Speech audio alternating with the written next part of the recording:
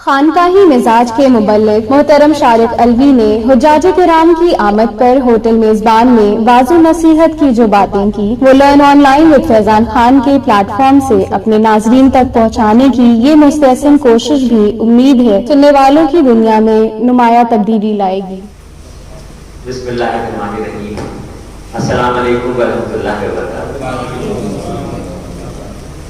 جیسا کہ ہمارے محترم شریف صاحب نے فرمایا کہ مجھے 4 دن پہلے فون کیا اور یہ بتایا کہ حج کے بعد جو لوگ واپس آئے ہیں ان کے استقبال میں پروگرام ہے، تو مجھے ایسا لگا کہ بھائی کچھ ایسی باتیں ذہن میں ہونی چاہیے جس کو جا کے وہاں پہ بتائیں کہ باریک باریک سے جو زندگی کی کمیاں اور غلطیاں ہیں وہ کیسے دور ہوئیں گی۔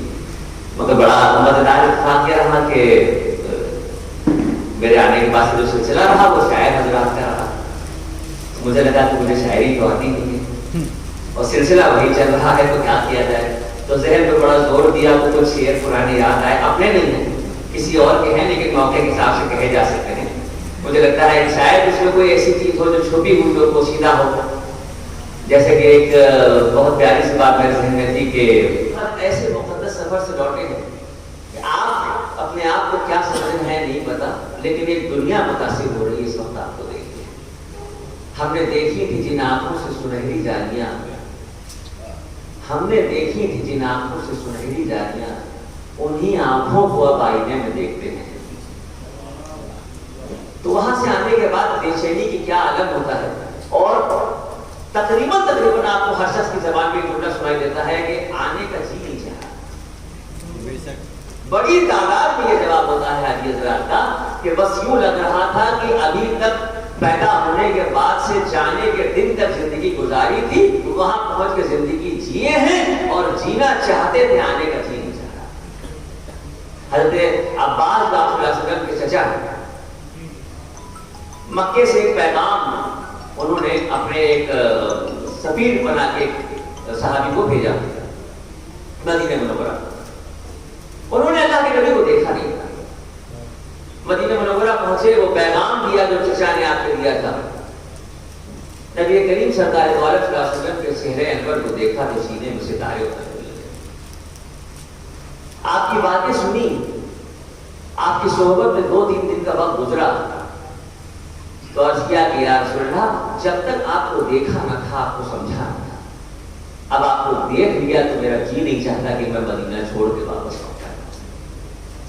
تو آپ صلی اللہ علیہ وسلم نے ارشاد فرمایا یہ جو حدیث ہے یہ مرہم کا کام کرتی ہے ان لوگوں کے دل پہ جن کا جی نہیں چاہتا تھا وہاں سے آنے کا۔ آپ صلی اللہ علیہ وسلم نے فرمایا کہ سفیر بن کے آئے ہو میرے چچا کی طرف سے، قاصد بن کے آئے ہو، پیغام لے کے آئے ہو، اور یہ بات ایفائے عہد کے خلاف ہے کہ کسی سفیر کو روک لیا جائے۔ تم یہاں سے واپس مکہ واپس جاؤ، ہم لوگ واپس ہندوستان میں ہیں۔ آپ نے فرمایا کہ تم واپس مکہ جاؤ، چند روز گزارو اور اس کے بعد دیکھو کہ دل کی کیا کیفیت ہے۔ اگر اس کے بعد بھی دل کی کیفیت یہی ہو جو اس وقت ہے تو پھر واپس مدینہ آ جانا، تمہارے رہنے کھانے کا انتظام ہو جائے گا۔ تو ابھی ہم وہاں سے واپس لوٹے ہیں حج کر کے، اس لیے مستقل دل میں یہ خیال رہتا ہے، لیکن 2-3 مہینے 4 مہینے 6 مہینے یہاں کے گزر جائیں، یہاں کے ماحول میں پھر سے آپ واپس آ جائیں، یہاں کے ماحول میں، یہاں کے کاروبار میں، یہاں کی مصروفیات میں، دنیا کے اسی ماحول میں ڈھلتے ہوئے وقت میں اگر دل وہاں کی طرف کھنچ رہا ہے تو یقین کیجیے بلاوا دوبارہ ضرور آئے گا۔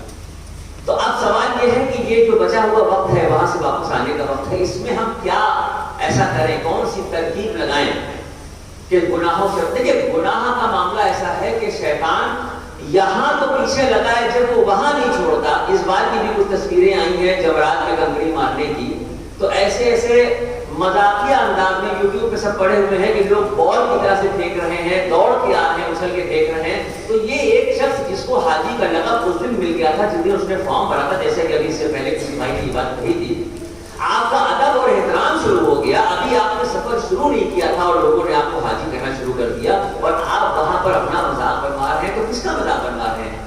جو میسج، جو ویڈیو آ رہے ہیں، جو الٹی سیدھی حرکتوں کے کہ کیسے کنکڑی مار رہے ہیں، کیسے خرافات کر رہے ہیں، ان کا نام کتنے لوگ جانتے ہیں، لیکن ایک دنیا جانتی ہے کہ حاجی صاحب یہ کارنامہ انجام دے رہے ہیں۔ تو ہم ہم اگر ان چیزوں سے نہ بچیں، بڑی تعداد میں ایک بہت اہم جملہ ہے جو کہا جاتا ہے کہ جب انسان حج کر کے واپس آتا ہے تو بالکل ویسا ہوتا ہے جیسا ماں کے پیٹ سے دنیا میں ہے۔ اللہ اور بندے کے تعلق سے یہ بات ہوتی ہے، بندے اور بندے کے تعلق سے یہ بات نہیں ہے۔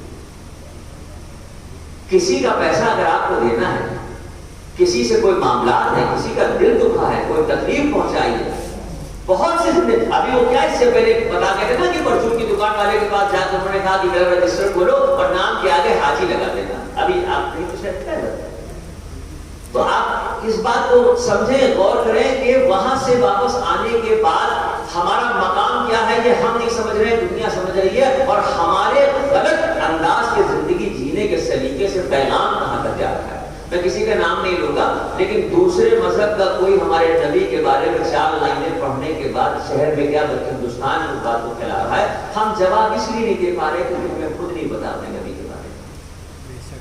63 سال کی ہمارے نبی کی جو زندگی کا دور گزرا، پیدائش جس وقت مکہ شریف میں آپ صلی اللہ علیہ وسلم دنیا میں بیوی آمنہ کی گود میں تشریف لائے، تو اب دیکھیں یہ جو دنیا میں تشریف لانے کا جو لمحہ ہے اور یہاں سے جو 63 سال کی زندگی کا وقفہ گزرا ہے، اس میں تقریباً اگر مسلسل یہ محفل ایسے ہی آہستہ رہے اور 6 مہینے سے 8 مہینے تک بات ہوتی رہے تب بھی بات پوری نہیں ہو پائی۔ پیدائش کا بیان ہو تو وہی کافی ہے۔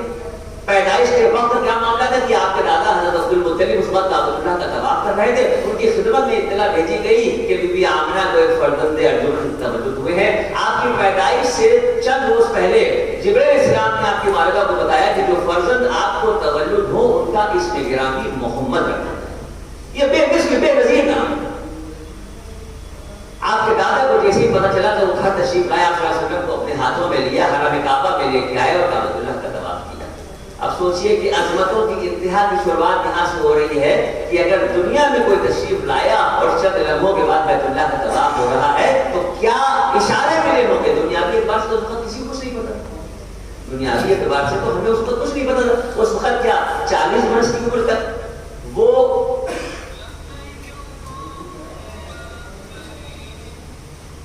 وہ جن کی عظمتوں کی انتہا یہ ہے کہ آدم علیہ السلام جب عرفات کے میدان میں دعا مانگ رہے تھے تو دعا مانگتے مانگتے یہ خیال آیا تھا کہ جب جنت میں تھے، جب عرش پہ تھے تو ایک جگہ پر لکھا تھا لا الہ الا اللہ محمد رسول اللہ۔ دنیا کے اعتبار سے تو ہمارے نبی کا اس وقت ذکر نہیں تھا، لیکن کلمہ تو اسی وقت لکھ دیا گیا تھا۔ عظمتیں کیا تھی ہمارے نبی کی تو اسی وقت پتہ چل گئی تھی۔ آپ صلی اللہ علیہ وسلم دنیا میں تشریف لائے، ہم اپنی زندگی کو اس باتوں سے اس لیے جوڑ کے چل رہے ہیں کہ آپ کو کم سے کم یہ تو پتہ چلے کہ آخر شاعر یہ جو بتانا چاہ رہے ہیں یہ کیا کہنا چاہ رہے ہیں۔ ہم صرف وہ بات کہنا چاہ رہے ہیں کہ ہم اپنے آپ کو گناہوں سے کیسے بچائیں، اور بچانے کے لیے کون کون سے گناہ ہیں جن سے ہم کو بچنا ہے۔ جو ہم وہاں سے واپس لوٹے ہیں تو ہم نے یہ تو سمجھ لیا، لیکن ہمارے جو گزری ہوئی زندگی کے عبادتوں کے نظام کے گناہ دل کہتا ہے کہ اس کے اپنے فضل و کرم سے معاف کر دیں، لیکن معاملات کے کسی کے لین دین کے کسی کے واقعات کے ابھی بھی اگر دل میں کوئی نیت ہے، کوئی حل، میں آپ کو نام نہیں بتاؤں گا، ہمارے کانپور کے کچھ لوگ ہیں، حج کا انہوں نے پرائیویٹ سے جانے کا ارادہ کیا، فائنل ہو گیا، پیسے طے ہو گئے، معاملات فائنل ہو گئے، صاحب حیثیت لوگ ہیں، لوگوں کو پتا ہے کہ ہاں ان کا ایک مقام ہے، ایک الگ کردار کے لوگ ہیں۔ جانے سے ایک دن پہلے انہوں نے کچھ پیسے ادھار کر دیے، حج کر کے واپس آتے ہیں ابھی تک پیمنٹ نہیں ہوا۔ حج کس کو اس کا ثواب ملے گا، کس کو اس کا اجر ملے گا؟ یہ باتیں ہم نے سوچی ہی نہیں۔ ہم نے سوچا کہ ہم حج کرنے جا رہے ہیں تو ہم حج کر کے چلے۔ ہمارے نبی نے جو تکلیفیں پریشانیاں اٹھائیں، اللہ رب العزت کا محبوب ہونے کی حیثیت سے کوئی ضرورت نہیں تھی یہ تکلیفیں پریشانیاں اٹھانے کی، لیکن قرآن پاک میں اللہ رب العزت نے ارشاد فرمایا کہ میں نے اپنے نبی کو نمونہ کامل بنا کے دنیا میں بھیجا، اور ہمارے نبی نے ارشاد فرمایا کہ تمہیں زندگی میں کسی غلط بات میں کوئی تکلیف کا احساس ہو رہا ہو تو صبر کر لینا، تمہاری عزت میں کمی نہیں ہوگی، حشر کے میدان میں ہم سے عزت لے لینا۔ آج اگر ہمارے اور آپ کے اوپر اتنی سی بھی کوئی پریشانی آتی ہے، کوئی تکلیف ہوتی ہے، سب سے پہلے ہم اپنے کمزور ایمان کا ثبوت یہ دیتے ہیں کہ اللہ سے بدگمان ہو جاتے ہیں۔ بھائی ہم نے تو کسی کے ساتھ برا نہیں کیا، ہم تو کسی کو تکلیف بھی نہیں پہنچاتے ہیں، ہم تو آرام سے رہ رہے ہیں، یہ ساری پریشانیاں ہمارے ساتھ کیوں آ رہی ہیں؟ آپ سوچ کے دیکھیے کہ دنیا میں تشریف لائے تو والد، دو روایتیں ملتی ہیں کہ آپ صلی اللہ علیہ وسلم نے دنیا میں تشریف لائے تو اس سے چند روز پہلے آپ کے والد نے دنیا سے پردہ فرمایا، اور کچھ نے کہا کہ چند روز بعد دنیا سے پردہ فرمایا، لیکن دونوں ہی صورتوں میں اگر دیکھا جائے تو آپ نے اپنے پیدائش کے بعد والد کا چہرہ نہیں دیکھا۔ 6 سال کی عمر ہوئی، والدہ دنیا سے رخصت ہو گئی۔ دادا کی آنکھوں سے تربیت و پرورش ہو رہی تھی کہ 8 برس کی عمر میں دادا بھی دنیا سے رخصت ہو گئے۔ یہ غموں کا پہاڑ نہیں ہے، یہ پریشانیاں نہیں ہیں، یہ الجھنیں نہیں ہیں۔ کہیں ایک کوئی تحریک کو دکھائے کہ اللہ کے نبی نے کہیں کوئی شکوہ کیا؟ کوئی شکوہ کہیں نہیں کیا۔ ہاں 1-2 موقع زندگی میں ایسے آئے ہیں جس میں وہ بھی ہماری اصلاح کرانے کے لیے، وہ آگے میں ابھی بات پڑھاؤں گا تو آپ کو بتاؤں گا۔ 6 برس کی عمر میں والدہ دنیا سے رخصت ہوئی، 8 برس کی عمر میں دادا دنیا سے رخصت ہوئے، 15-16 برس کی عمر میں آپ صلی اللہ علیہ وسلم نے کپڑے کی ایک دکان پہ تجارت کا یہ سیلس مین کا کام کیا۔ 19-20 برس کی عمر میں آپ صلی اللہ علیہ وسلم نے اپنی تجارت کا سلسلہ شروع کیا۔ 22-23 برس کی عمر میں آپ شام کی طرف، سیریا، مصر کی طرف اپنا کاروبار کے سلسلے میں گئے۔ ابھی یہ دنیاوی اعتبار کے معاملات چل رہے ہیں، ابھی یہ وہ سلسلہ چل رہا ہے کہ جس میں اللہ رب العزت کی طرف سے یہ حکم نہیں ہوا کہ دنیا کو آپ بتائیے کہ آپ کون ہے اور کیا ہے۔ سمجھانے والی بات سے اتنی سی ہے۔ آج ہماری پہچان ہوتی ہے نمازوں سے، روزے سے، حج سے، اگر زکات دے رہے ہیں تو زکات سے۔ اس وقت جب نماز، روزہ، حج، زکات نہیں فرض ہوا تھا تو آخر وہ کیا تھا جس کو دیکھ کے مکے کے لوگ آپ کو امین اور صادق کر دے رہے تھے؟ وہ کنبہ پروری تھی، وہ پڑوسی کے حقوق تھے، یہ وہ یتیموں کی کفالت تھی، وہ بڑوں کی عزت تھی، وہ چھوٹوں سے محبت تھی، وہ کاروباری لین دین تھے۔ کیا یہ باتیں ہمیں باقی دکھ رہی ہیں؟ نہیں دکھ رہی۔ اس سلسلے کو ہم آگے کس طرح سے بڑھائیں؟ اس سلسلے کو آگے بڑھانے کے لیے اب چونکہ آپ واپس آ گئے ہیں، وہاں کی یادیں آپ کی نگاہوں میں بسی ہوئی ہیں، تازہ ہیں، لہذا ایک مرتبہ گزارش کر رہا ہوں کہ قرآن پاک کو اب ترجمے سے پڑھنے کی کوشش کریں۔ الذین ينفقون فی السراء والضراء، خوشحالی کی زندگی ہو یا تندرستی کی زندگی ہو، دونوں صورتوں میں تمہیں اللہ کی راہ میں خرچ کرنا ہے۔ غریب آدمی تو یہی سمجھتا ہے نا، جو تھوڑا سا بھی پریشان حال ہے وہ سمجھتا ہے یار میرے اپنے کھانے کے لیے نہیں، یہ دوپہر میں کھائے تھا شام کا پتہ نہیں، یہ بتا رہے ہیں کہ غریبی کی حالت میں بھی اللہ کی راہ میں خرچ کرو۔ یہ کون کہہ رہا ہے کہ آپ سرمایہ لٹانے کے لیے پہلے بڑے آدمی بنیں گے تب اللہ کی راہ میں خرچ کریں گے؟ الذین ينفقون فی السراء والضراء، اسی طرح کی ایک محفل میں 2 لوگوں کے کانوں تک آواز پہنچی، ایک صاحب حیثیت، ایک بہت غریب آدمی۔ صاحب حیثیت کے دل میں حرارت پیدا ہوئی، 1 کروڑ روپے ان کے پاس تھے، 1 لاکھ روپے نکالے اور اسی وقت اللہ کی راہ میں خرچ کر دیا۔ ایک آدمی جس کی جیب میں صرف 2 روپے تھے، اس نے 1 روپیہ اللہ کی راہ میں خرچ کر دیا۔ وہاں ترازو پہ جب نیکیاں رکھی گئی تو 1 کروڑ والے نے 1% اللہ کی راہ میں خرچ کیا تھا، 2 روپے والے نے 50% اللہ کی راہ میں خرچ کر دیا۔ لن تنالوا البر حتى تنفقوا مما تحبون، اس وقت تک بندہ اللہ کے نزدیک نہیں ہو سکتا جب تک اپنے لیے جمع کیے گئے مال میں سے اللہ کی راہ میں نہیں خرچ کرے گا۔